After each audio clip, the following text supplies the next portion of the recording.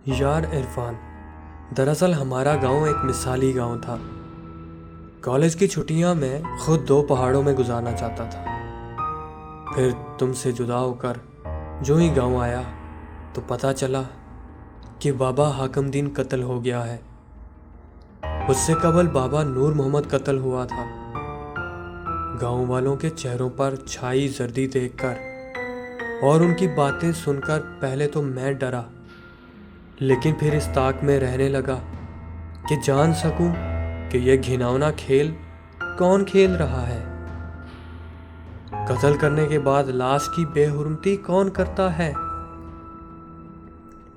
लेकिन मुझे कुछ दिखाई नहीं दिया। रात को उल्फत जान कत्ल हो गया। उसकी लाश मैं खुद काली चट्टान से उठाकर लाया हूं और सुबह उसको दफन किया था। तुम पर कुछ जाहिर ना होने दिया कि तुम चंद दिन गुजारने आए हो, मेरा गांव देखने आए थे।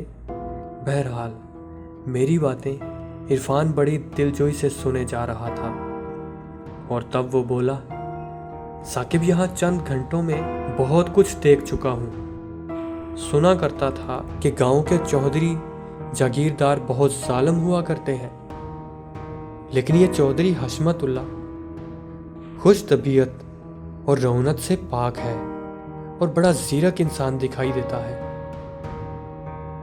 उसकी बात पर मैं चौंका और कहा, तुमने दुरुस्त सुना था। यह चौधरी भी कभी बहुत सफाक और वैशी इंसान था। इसके अंदर भी रौनक भरी थी, लेकिन इन 3 कत्लों ने इसके गुरूर को खाक में मिला दिया है। अपने आप को भी चट्टान पर मुर्दा पड़ा दिखाई देने लगा था, टुकड़ों में मुनकसम देखने लगा था। तब इसका रौनक का घमंड टूट गया। गांव वालों के करीब हो गया। यहाँ के लोग काजिब नहीं हैं, बल्कि रास्तबाज हैं और हौसलामंद हैं। घर में बैठे गांव वालों की बातें करते रहे कि रात हो गई और अंधेरा छा गया। जो गहरा होने लगा तो मैंने अपना पिस्तौल, तेज धार चाकू और टार्च वगैरह ली और इरफान को लिए काली चट्टान की जानिब बढ़ने लगा। गांव के स्याह सन्नाटे से वो खौफजदा और डरा डरा दिखाई दिया। इरफान, क्या बात है, बोलते क्यों नहीं?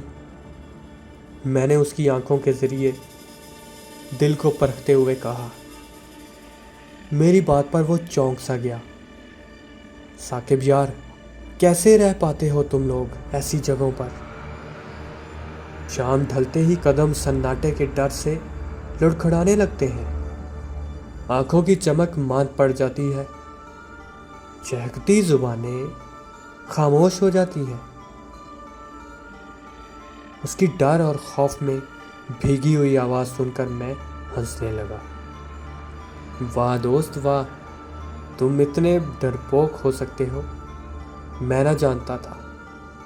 तुम शहरी लोग गांव की जिंदगी को नहीं समझ सकते।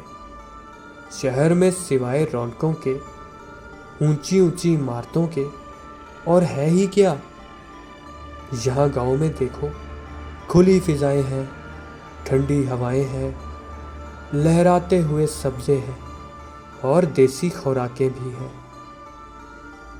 वो सब तो ठीक है, लेकिन मुझे तो रातों का काला स्याह सन्नाटा खौफजदा किया जा रहा है।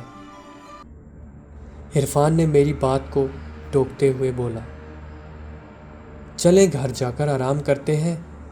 उसने मेरा हाथ खींचते हुए कहा।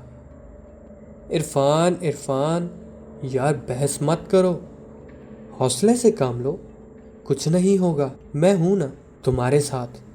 अभी ये बात मेरे मुंह में ही थी कि वो चिल्लाया, साकिब वो देखो आग। उसका इशारा काली चट्टान की तरफ था। मुझे भी दूर काली चट्टान पर जलती हुई आग दिखाई दी। तब मैंने कहा, इरफान, लगता है उस आग के पास जरूर कोई है। मैं उसे जिंदा नहीं छोड़ूंगा। उसने पूरे गांव में वहशत फैला रखी है। बस तुम चुपके चुपके से मेरे पीछे आते जाओ। अब मेरी तमाम तर तवज्जो आग की जानब थी, जो हल्की और मदम थी। लेकिन जूं जूं हम आगे बढ़े, वो हल्की और मदम आग एक भड़कती हुई आग दिखाई देने लगी। साकिब, लौट चलो, वापस लौट चलो, मुझे डर लग रहा है। ऐसा लगता है कि जैसे कुछ होने वाला है। इरफान ने चलते चलते खौफ से भीगी आवाज़ में कहा, अबे कुछ नहीं होगा। इरफान, मेरे पीछे चलते रहो। आग से कुछ दूर चट्टान की एक तरफ हम दोनों छुपकर बैठ गए। हमारी नज़रें किसी चेहरे की मुतलाशी थी, लेकिन आग के इर्द गिर्द कुछ भी दिखाई नहीं दे रहा था। इरफान, उससे कबल उन चट्टानों में मैंने भी कभी आग जलती हुई नहीं देखी। आज मेरा भी पहला मौका है, लेकिन देखना यह है, क्या यहाँ चट्टान के पास कोई है? कौन है जो लोगों को कत्ल करता है? कौन जिस्मों की चीर फाड़ करता है? मैंने भी अपनी हिम्मत और हौसला को यकजा करते हुए कहा,